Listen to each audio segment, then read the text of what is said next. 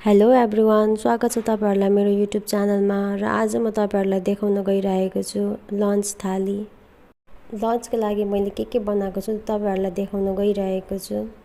लन्चको थाली भनेपछि त भातबाटै स्टार्ट गर्ने हो। सुरुमा भात नभए त हुँदैन।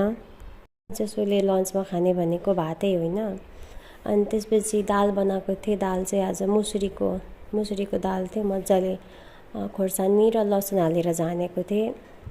हतार गरेर आज रेसिपीको भिडियो नै बनाइनँ। त्यही भएर रेसिपीको भिडियो छैन त के भयो, खानाको त छ भनेर आज त्यही हाल्नु पर्यो।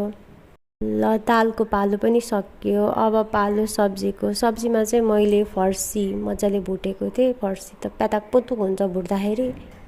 चाहिँ हरियो फर्सी हो। यो हाम्रो घरमा सबैलाई प्रायः जसो मनपर्छ, सबैले खान्छन् मिठो मानेर।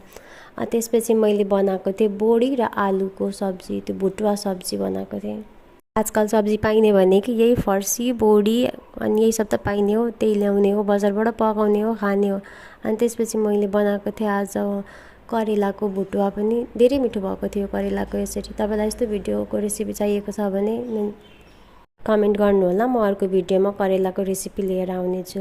र त्यसपछि मैले काँक्रा र अलिकति थोरै अचार पनि राखेको छु। त्यो किनेर बजारको अचार हो, घरमा बनाएको चाहिँ होइन। त्यसपछि दालमा चाहिँ घिउ हालेँ अनि रेडी भयो आजको खाना। हस् त, धन्यवाद।